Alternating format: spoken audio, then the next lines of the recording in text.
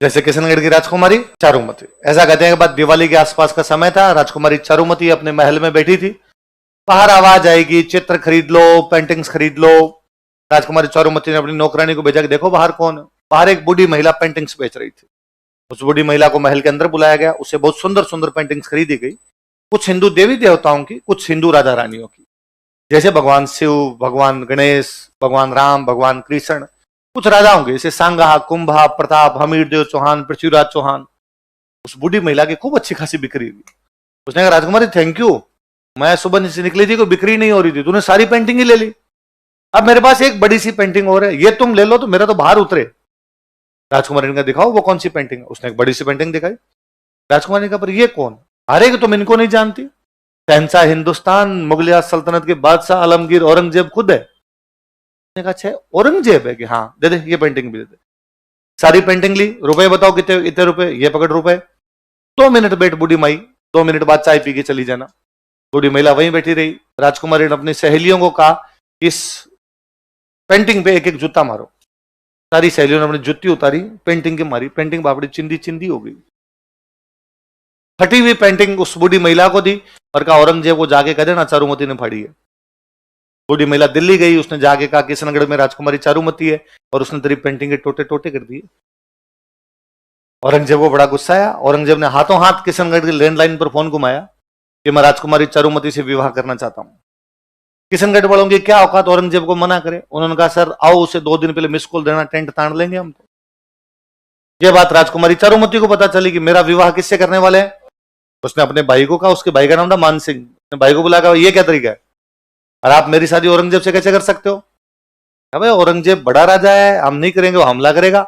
उसने कहा क्या तुम हमले से डरते हो, क्या तुम मरने से डरते हो? मान सिंह ने कहा मरे नहीं डरते, मरने से लड़ाई से तो कोई डर नहीं लगता, तो लड़ लो। ने कहा बात ये नहीं है, औरंगजेब की जब सेना लड़ने के लिए आएगी तो साधारण जनता की लड़कियों को उठा के लेके जाएगी। राजा का पहला कर्तव्य जनता की रक्षा करना होता है। यदि इन लोगों की बहन बेटियों की रक्षा के लिए हमें तेरी शादी करनी पड़ेगी, हम करेंगे। उसने गुस्से में आकर ऐसे तुम मेरी रक्षा नहीं कर सकते तो मैं खुद कर लूंगी। तो भाई ने कहा कर ले।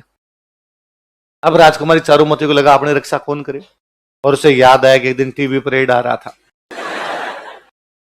यदि किसी राजकुमारी से औरंगजेब जबरदस्ती शादी करना चाहता हो तो टोल फ्री नंबर पर कांटेक्ट करे। और उसने राज सिंह जी के पास मैसेज किया कि जिस प्रकार भगवान कृष्ण रुक्मणी का हरण करके ले गए थे, इसका हरण करके ले गए थे, उसी प्रकार आप मेरा हरण करके ले जाइए और मुझसे विवाह कर लीजिए। राज सिंह जी के पास ऐसे मैसेज आते ही रहते, टोल फ्री नंबर पे कोई मैसेज कर देता है। राज सिंह जी ने पहले डीपी चेक की, उनका ठीक है डन, शादी का कार्ड भेजो, कब है तुम्हारा ब्याह, मैं आ जाऊंगा। अब राज सिंह जी ने औरंगजेब को मैसेज किया, औरंगजेब वो तुम किशनगढ़ ब्याह करने के लिए जा रहा था? उसने कहा हाँ, तो मत जाना, वहां मैं करूंगा शादी। इससे थोड़े दिन पहले अपने एक जगह पड़ी झीलवाड़ा, झीलवाड़ा के पास में एक जगह पड़ती है रूपनगर। कौन जगह है?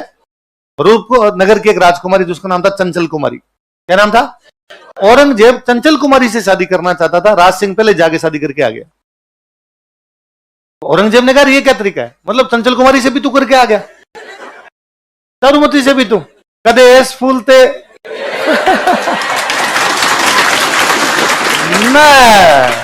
ये नहीं होने दूंगा मैं। तो राज सिंह जी का लड़ाई कर लेंगे, आगे कोई बात नहीं, लड़ाई हो जाएगी। तो औरंगजेब ने कहा सेना लेके आऊंगा, लड़ाई करेंगे, जो जीतेगा उसकी शादी चारुमती से होगी। शादी का दिन नजदीक आया, तो राज सिंह जी ने अपने मंत्री इकट्ठे किए और इकट्ठे करके कहा कि इस समय एक गंभीर संकट है हमारे सामने। मंत्री ने पूछा हाँ साहब बताओ। वह एक अबला नारी हमें पुकार रही है। मंत्री मन ही मन सोचा कि आपको आजकल हर तीसरी अबला नहीं लग रही क्या? बताओ सर बात क्या है? कि मैं किशनगढ़ की राजकुमारी चारुमती से विवाह करने जाऊंगा, जो औरंगजेब से विवाह नहीं करना चाहती। औरंगजेब सेना लेकर आएगा, हम उसकी सेना को रोकना तब तक जब तक मेरे फेरे नहीं हो जाए। जैसे मेरे फेरे संपन्न होंगे मैं खुद लड़ने के लिए आ जाऊंगा। मंत्री ने कहा सर आवश्यकता ही नहीं है, आप तो शादी करके आराम से मेवाड़ वापस पधारना, औरंगजेब की सेना को हम अजमेर से इंच नहीं हिलने देंगे, हम लड़ लेंगे वहां पर। डन तय हुआ। राज सिंह जी शादी करने के लिए जाएंगे किशनगढ़, सेना लड़ने के लिए कहां पर जाएगी? अजमेर। सेना जाएगी तो सेनापति जाएगा, और मेवाड़ की सेना का सेनापति हमेशा सलुम्बर का सामंत, और सलुम्बर का सामंत उस समय था रतन सिंह चुंडावत। क्या नाम था? रतन सिंह चुंडावत के पास मैसेज किया गया कि सलूम्बर के सामंत रतन सिंह चुंडावत कल जो है वो मेवाड़ की सेना लड़ने के लिए कहां पर जाएगी? अजमेर। जिस दिन रतन सिंह चुंडावत के पास ये मैसेज गया उस दिन उसकी खुद की शादी हुई थी।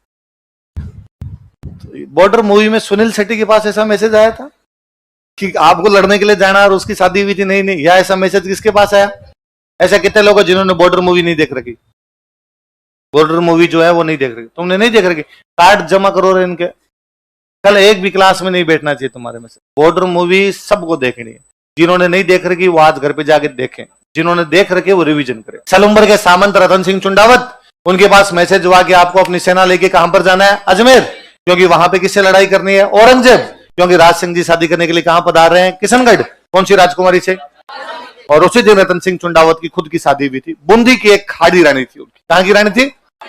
सलह कंवर। क्या नाम था? कहां की रानी थी? बूंदी की। बूंदी में एक थे संग्राम सिंह।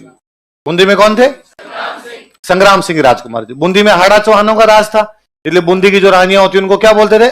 रतन सिंह जी के पास मैसेज गया कि आपको लड़ने के लिए जाना है, राज सिंह जी शादी करने के लिए जा रहे हैं। तो रतन सिंह ने कहा राज सिंह जी खुद की शादी के लिए मेरी शादी क्यों बर्बाद कर रहे हैं? मेरे घर में भी तो शुभ काम है, आज ही मेरी शादी हुई है, मैं ऐसे बीच में ब्याह छोड़ के कैसे जाऊं? ये बात उनकी रानी को पता चलती है। रानी का नाम क्या है? रानी तो क्या रही होगी, 17-18 साल की लड़की रही होगी। उस समय शादी की उम्र यही थी, 15-16 साल की उम्र में शादी कर दिया करते। और वो राजकुमारी कितनी इंटेलिजेंट और कितनी देशपरायण रही होगी कि उसने रतन सिंह चुंडावत को कहा कि ना, आपको लड़ाई के लिए जाना चाहिए। शादी ब्याह सब अलग, देश के लिए लड़ना सबसे बड़ा काम। कर्तव्य से बढ़कर इस दुनिया में कुछ भी होता, ड्यूटी इज ड्यूटी। ड्यूटी ये कहती है कि मेवाड़ की हरावल में हमेशा सलूम्बर का सामंत जाएगा, और इस समय सलूम्बर के सामंत आप रतन सिंह चुंडावत हो, तो आपको जाना चाहिए। रतन सिंह ने वापस कहा कि मैं हमेशा जाता हूं, मैं मेरे कर्तव्य से कभी नहीं मुक रहा हूं, और मैं छोड़ो, मेरे दादे परदादे हमेशा इस मेवाड़ की सेना के हरावल में रह के लड़ते हुए मारे गए होंगे, हम 1 इंच पीछे नहीं हटे। इस बार हमारे घर में शादी का काम है। उसने वापस कहा कि यदि आप ना जाएंगे तो आपसे हरावल का अधिकार छीन लिया जाएगा, और यदि आपसे हरावल का अधिकार छीन लिया गया तो आपकी आने वाली पीढ़ियां इस बात पर शर्म से सिर नीचा करके कहेगी कि बीच में एक रतन सिंह नाम का अयोग्य व्यक्ति हो गया था जो लड़ने नहीं गया, इसलिए मेवाड़ वालों ने हमसे हरावल छीन ली। क्या आप चाहते हैं कि आपके बेटे पोते जो हो वो आपके नाम पर सिर नीचा कर ले? थोड़ा समझाया तो उसने कहा ठीक है, मैं जाऊंगा। अगले दिन वो तैयार होता है, घोड़े वोड़े लेके सेना रवाना होती है। जैसे ही रतन सिंह घोड़े पर बैठ के आगे आगे जा रहा है, पीछे सेना है। जैसे उस रानी का महल आया, रतन सिंह से वापस रानी की याद आई, वो रुक गया। उसने अपने पास में एक सैनिक खड़ा था, उसको कहा कि ऊपर जाके रानी को कोई निशानी दे दे। क्या दे दे? अंगूठी, कोई चूड़ी, कुछ ना कुछ दे देगी तो टाइम पास करेंगे, युद्ध के मैदान में याद आएगी। तो वो सैनिक ऊपर गया और उसने जाके कहा नीचे रतन सिंह जी खड़े रहे, आपकी कोई निशानी मंगा रहे हैं। वो 15-16 साल की लड़की पुनः सोचती है कि जो व्यक्ति जाने में आनाकानी कर रहा है, इस बात की क्या गारंटी है कि वहां पे लड़ पाएगा? यह भी तो हो सकता है कि वहां से बीच में भागकर वापस आ जाए। और आने का कारण क्या रहेगा? मैं कारण रहूंगी कि मेरे कारण वो भाग के आ गया था। उस राजकुमारी को पुनः लगा यदि देश की कर्तव्य में मैं बाधा बनती हूं तो ये शरीर, ये सुंदरता, मेरा होना किस कारण है? इसका मतलब क्या निकलता है? मेरा अस्तित्व का क्या मतलब है यदि देश की रक्षा नहीं हो पाए? उसे लगा कि यदि मेरा पति मेरी वजह से नहीं जा पा रहा है तो मुझे नहीं रहना चाहिए। उसने अपना सिर काट के दे दिया था। चुंडावत मांगी सेनानी, सर काट दे दियो सतराण। जब वो गर्दन लेके और नीचे पहुंचा तब तो रतन सिंह होश फाकता होगा, उसको लगा ब्लंडर कर गया मैं।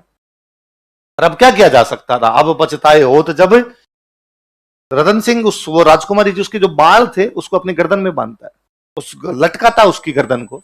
उस अजमेर वाले युद्ध में इतना भयंकर लड़ता है कि अजमेर में औरंगजेब की सेना को इंच नहीं जाने दिया था, उसने मार मार के वहीं से भगा दिया था। उस लड़ाई में लड़ता हुआ रतन सिंह काम आता है। राज सिंह जी चारुमती से शादी करके मेवाड़ पधारते हैं। उस शादी के काफी दिन बाद में राज सिंह जी चारुमती के साथ में राजसमंद झील की पाल पर बैठे हैं और उस युद्ध की कहानी सुना रहे हैं कि अपनी शादी से पहले क्या हुआ था।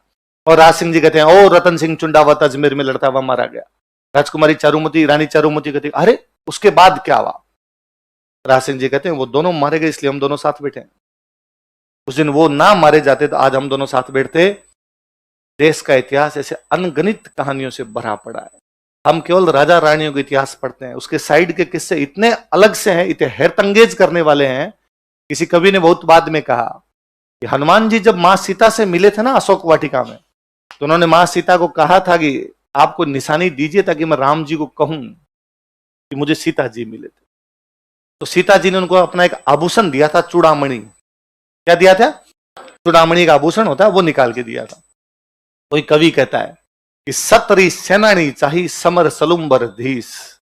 सलुम्बर के सामंत ने युद्ध में जाते समय उस सती महिला से, उस अपनी पत्नी से कोई निशानी मांग ली थी। चूड़ामण मेली सियान ईंधन मिलो शीस। सीता जी ने चूड़ामण मेली थी, इस महिला ने तो क्या काट के दे दिया था। इसलिए आज दिन तक हमारे राजस्थान पुलिस की जो महिला बटालियन होती है उसका नाम है हाड़ी रानी बटालियन।